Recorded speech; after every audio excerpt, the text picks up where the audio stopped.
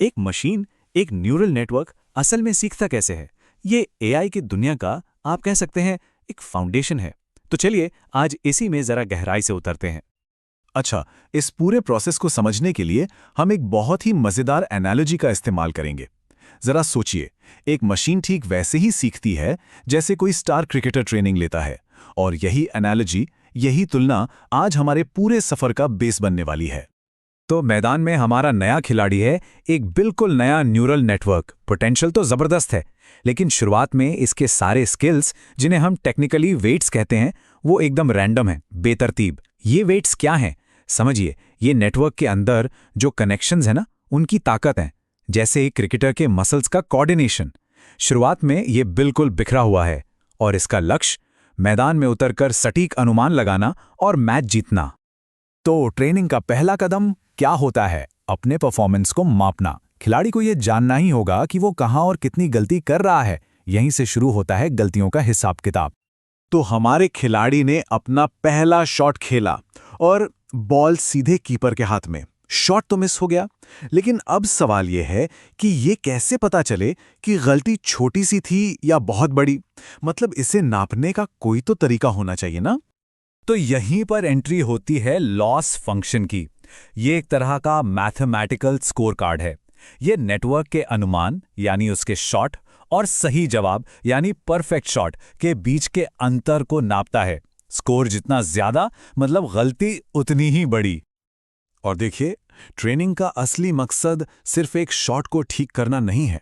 असली लक्ष्य है रिस्क मिनिमाइजेशन। मतलब हजारों प्रैक्टिस शॉट्स के दौरान हुई गलतियों के एवरेज स्कोर को लगातार कम करते जाना, ताकि खिलाड़ी हर बार, हर सिचुएशन में बेहतर परफॉर्म करे। तो इस सवाल पे जरा सोचिए, किसी भी मॉडल के परफॉर्मेंस को बेहतर बनाने के लिए सबसे पहली चीज क्या है जिसे हमें मापना चाहिए? इसका जवाब सीधा है, उसकी गलतियों को। ओके, तो अब हमारे नेटवर्क को पता है कि वो गलती कर रहा है, स्कोर भी पता है, लेकिन वो इन गलतियों से सीखेगा कैसे? यहीं पर काम आता है कोच का सीक्रेट फॉर्मूला। इस फॉर्मूले को कहते हैं बैक प्रोपगेशन। सोचिए ये कैसे काम करता है। कोच खिलाड़ी का शॉट देखता है, गलती का स्कोर नोट करता है और फिर पूरी एक्शन को रिवाइंड करके देखता है। गेंद बल्ले पर कहां लगी, बल्ला कैसे घुमा, कंधे की पोजीशन क्या थी और स्टांस कैसा था। और इसी रिवर्स एनालिसिस से कोच को एकदम पिन पॉइंट पता चलता है कि कौन सी मांसपेशी को, यानी कौन से वेट को थोड़ा सा बदलना है ताकि अगली बार शॉट बिल्कुल सही जगह लगे। तो सोचिए जरा, उस प्रोसेस का क्या नाम है जो नेटवर्क को उसकी गलतियों का सोर्स बताकर उसे सुधारने का रास्ता दिखाता है? जी हां, बैक प्रोपगेशन। ठीक है, तो गलती का पता चल गया, सुधार का तरीका भी मिल गया। अब बारी आती है असली मेहनत की, प्रैक्टिस की, एक बेहतरीन ऑलराउंडर बनने की। मतलब सिर्फ ये जानने से क्या होगा कि शॉट गलत था? अब तो उसे मैदान में उतारना पड़ेगा ना, बार बार प्रैक्टिस करनी होगी। और बस इसी लगातार सुधार करने की प्रक्रिया को हम कहते हैं ऑप्टिमाइजेशन। ऑप्टिमाइजेशन का एक बहुत ही पॉपुलर तरीका है ग्रेडियंट डिसेंट। इसे याद रखने का एक सिंपल सा तरीका है, धीरे धीरे सुधार, बड़ी जीत। मतलब ये हर बार अपनी गलतियों से थोड़ा थोड़ा सीखता है, सही दिशा में छोटे छोटे कदम लेता है, जब तक कि वो अपने लक्ष्य तक पहुंच नहीं जाता। लेकिन क्या हर तरह की प्रैक्टिस अच्छी होती है?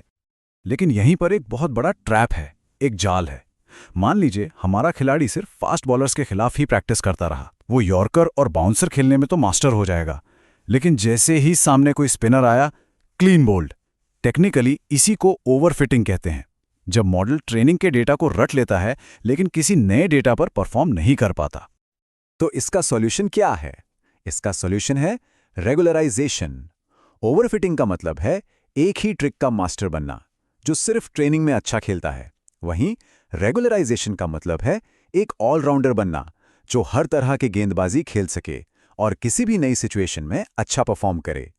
ये मॉडल को रटने से रोकता है और असली पैटर्न सीखने पर जोर देता है। तो ये सवाल अब काफी आसान हो गया होगा। एक मॉडल को सिर्फ ट्रेनिंग डेटा रटने से रोकने के लिए कोच को किस तकनीक का इस्तेमाल करना चाहिए? बिल्कुल सही, रेगुलराइजेशन का।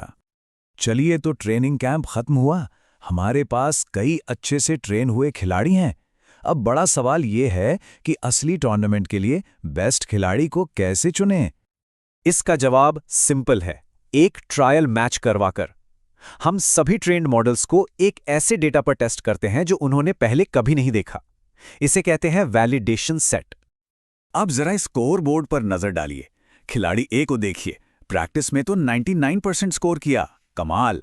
पर ट्रायल मैच में धड़ाम सिर्फ 85% पर आ गया। वहीं खिलाड़ी बी ने प्रैक्टिस में 95% स्कोर किया था, लेकिन ट्रायल मैच में उसने 92% का शानदार स्कोर किया।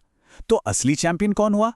जाहिर है खिलाड़ी बी, क्योंकि उसने नई अनजानी चुनौती पर बेहतर परफॉर्म किया। इसी को कहते हैं मॉडल सिलेक्शन।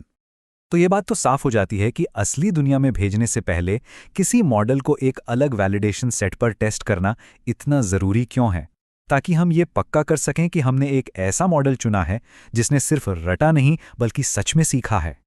तो चलिए एक बार फटाफट से हमारे खिलाड़ी के एक नौसिखिए से चैंपियन बनने के इस पूरे सफर को, इस जर्नी को रीकैप करते हैं। सबसे पहले आया लॉस फंक्शन यानी गलतियों का स्कोर कार्ड। फिर कोच का फीडबैक मिला बैक प्रोपगेशन से। ऑप्टिमाइजेशन के जरिए उसने जमकर प्रैक्टिस की। रेगुलराइजेशन ने उसे एक ऑलराउंडर बनाया, न कि सिर्फ एक ट्रिक का मास्टर। और आखिर में मॉडल सिलेक्शन यानी ट्रायल मैच में उसने खुद को साबित किया और टीम में अपनी जगह पक्की कर ली।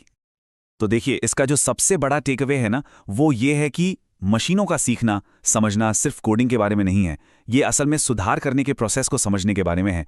चाहे वो मशीन हो या हम खुद, गलतियों को मापना, उनसे सीखना और फिर खुद को लगातार बेहतर बनाना, यही वो स्किल है जो आने वाले कल का भविष्य बनाएगी। तो अब जब ये पूरा प्रोसेस समझ आ गया है कि एक मशीन को सिखाया कैसे जाता है, तो एक सवाल मन में आता है कि अगर किसी को मौका मिले तो वो असल दुनिया की किस प्रॉब्लम को सॉल्व करने के लिए सबसे पहले एक एआई मॉडल को ट्रेन करना चाहेगा। इस सवाल पर विचार जरूर कीजिएगा।